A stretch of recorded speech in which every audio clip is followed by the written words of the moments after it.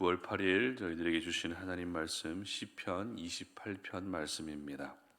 여호와여, 내가 주께 부르짖으오니 나의 반석이여, 내게 귀를 막지 마소서. 주께서 내게 잠잠하시면 내가 무덤에 내려가는 자와 같을까 하나이다. 내가 주의 지성소를 향하여 나의 손을 들고 주께 부르짖을 때에 나의 간구하는 소리를 들으소서. 악인과 악을 행하는 자들과 함께 나를 끌어내지 마옵소서. 그들은 그 이웃에게 화평을 말하나 그들의 마음에는 악독이 있나이다. 그들이 하는 일과 그들의 행위가 악한 대로 갚으시며 그들의 손이 지은 대로 그들에게 갚아 그 마땅히 받을 것으로 그들에게 갚으소서. 그들은 여호와께서 행하신 일과 손으로 지으신 것을 생각하지 아니하므로 여호와께서 그들을 파괴하고 건설하지 아니하시리로다. 여호와를 찬송하며 내 간구하는 소리를 들으시미로다.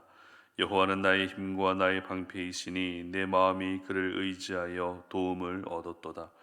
그러므로 내 마음이 크게 기뻐하며 내 노래로 그를 찬송하리로다. 여호와는 그들의 힘이시요 그의 기름 부음 받은 자의 구원의 요새이시로다. 주의 백성을 구원하시며 주의 산업에 복을 주시고 또 그들의 목자가 되시어 영원토록 그들을 인도하소서. 아멘.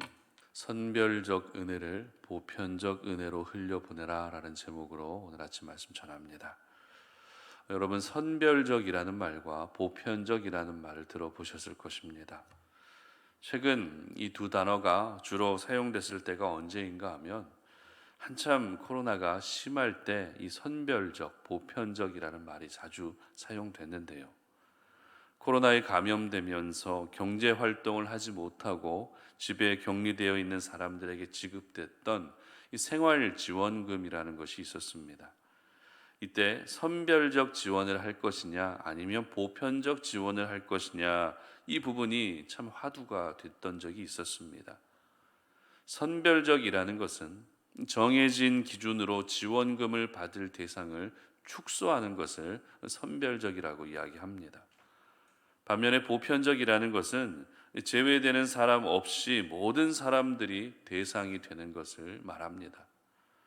그리고 이 선별적이라는 것은 소수, 그러니까 특별한 케이스를 의미한다면, 이 보편적이라는 것은 다수, 그리고 공통의 케이스를 의미한다고 볼 수 있습니다. 제가 이 자리에서 선별적이 맞느냐 아니면 보편적이 맞느냐 이 부분을 말씀드리는 것은 아닙니다. 오늘 본문을 이해하는 데 있어서 이 선별적이라는 말의 의미와 보편적이라는 말의 의미가 어떤 의미인지를 알아야 되기 때문에 제가 말씀을 드리는데요. 오늘 시편 28편은 다윗이 쓴 시입니다. 그리고 본문을 한 절 한 절 읽어 내려가다 보면 시편 28편도 역시 다윗이 어떤 곤경에 처해 있는, 위험에 처해 있는 상황이라는 것을 쉽게 알 수 있습니다. 먼저 오늘 본문 1절 말씀을 함께 보도록 합니다. 여호와여, 내가 주께 부르짖으오니 나의 반석이여, 내게 귀를 막지 마소서. 주께서 내게 잠잠하시면 내가 무덤에 내려가는 자와 같을까 하나이다. 아멘. 지금 다윗은 어떤 위험한 상황 속에서 하나님께 살려주시기를 구하고 있었습니다. 만약 하나님이 나의 부르짖음에 잠잠하시면 나는 죽을 수밖에 없습니다라고 하는 이 절박함을 하나님께 토로하고 있었습니다. 그리고 다윗은 자신을 곤경에 빠뜨리고 있는 사람들의 정체에 대해서 3절에서 이렇게 기록하고 있습니다. 악인과 악을 행하는 자들과 함께 나를 끌어내지 마옵소서. 그들은 그 이웃에게 화평을 말하나 그들의 마음에는 악독이 있나이다. 아멘. 구체적으로 그들이 누구인지는 밝히고 있지 않지만 그들을 악인이라고 하는 이 한 단어로 표현하고 있습니다.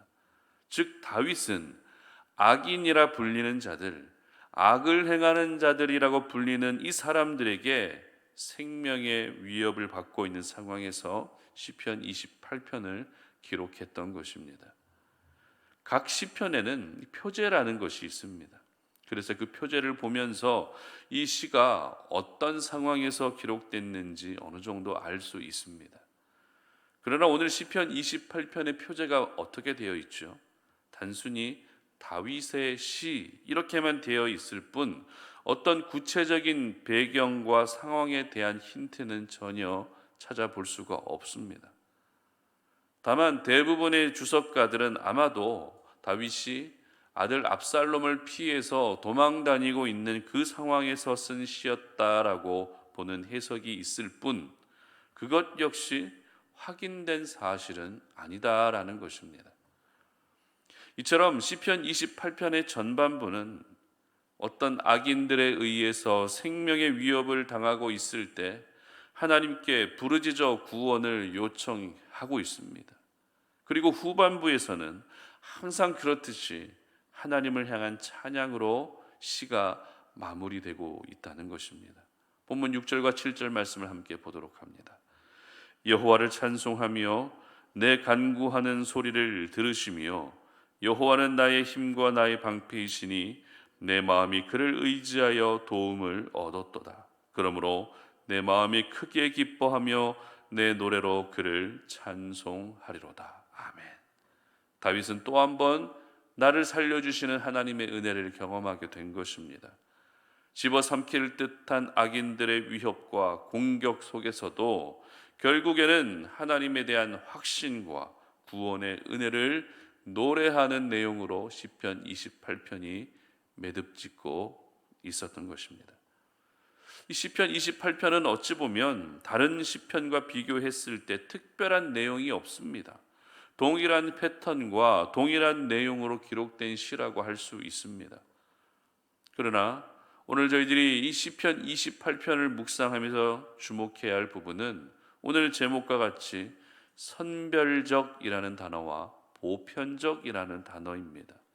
이 선별적이라는 관점 그리고 보편적이라는 관점이 오늘 시편 28편을 이해하는 데 굉장히 중요합니다.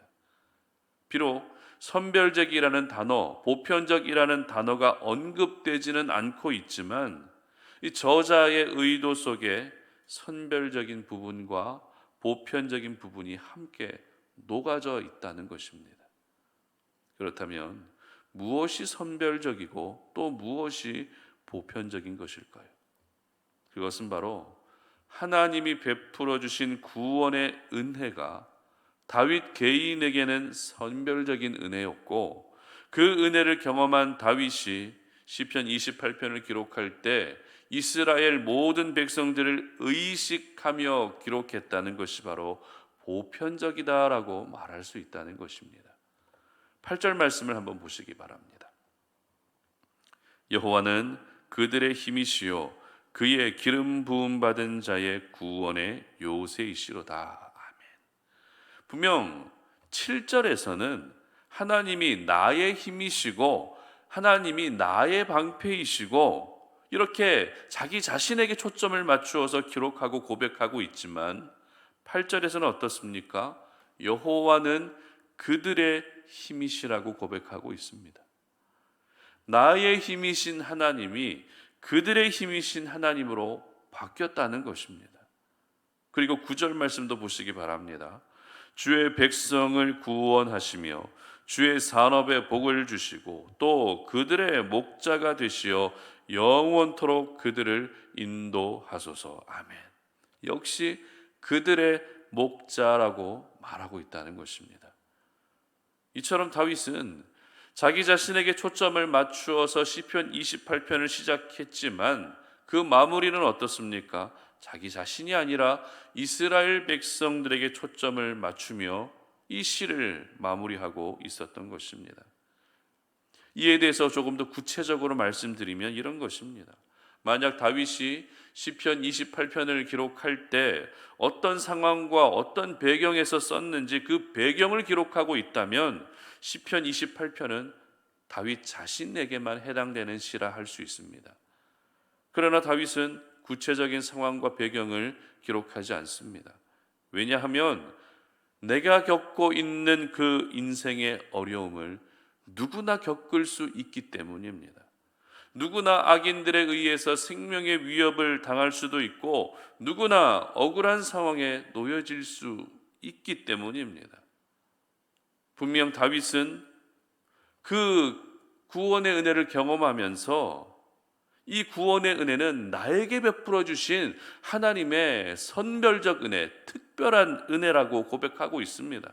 하지만 다윗은 그 선별적 은혜를 이스라엘 모든 백성들도 얼마든지 적용할 수 있도록 보편적으로 흘려보내고 있었던 것입니다. 그렇습니다. 하나님은 우리 개인에게 필요한 은혜를 반드시 허락해 주십니다. 내 몸이 연약하다면 건강의 은혜를 주시고, 내 마음에 어떤 아픔과 상처가 있다면 위로해 주시고, 하나님은 내가 구하는 모든 은혜를 반드시 허락해 주십니다. 이것이 바로 우리 자신에게 베풀어 주시는 하나님의 선별적 은혜입니다. 그러나 선별적 은혜를 우리가 어떻게 해야 된다고요? 나 혼자서만 간직해서는 안 된다는 것입니다. 선별적 은혜는 내게 베풀어 주신 것이고 내 것이기 때문에 아무도 볼 수 없도록 꼭꼭 숨겨두면 안 된다는 것입니다. 선별적 은혜라 할지라도 보편적으로 흘려보내는 것이 은혜를 경험한 사람들의 성경적인 삶인 것입니다. 여러분, 은혜라는 것은 흐르고 흐를 때 더 큰 은혜가 되는 것입니다. 은혜는 고여있는 물이 절대 돼서는 안 됩니다. 은혜가 고여있기만 하면 결국 썩고 마는 것입니다. 은혜라고 하는 것은 더 많은 곳으로 흘러가야 그 은혜가 곳곳마다 생명의 역사로 나타나게 되는 것입니다. 나만 은혜 받고 나만 잘 살면 된다는 생각은 지극히 세상적인 생각입니다. 하나님은 나를 통해서 또 다른 영혼들을 살리기를 원하십니다. 하나님은 우리가 바로 하늘의 밀알이 되어서 나를 통해 생명의 불씨가 타오르기를 원하시는 것입니다. 예수님을 희생시키시면서까지 여러분을 구원해 주신 이유가 무엇입니까? 그래, 구원시켜줬으니 잘 살아야 돼. 이것이 하나님의 마음일까요? 절대 아니죠.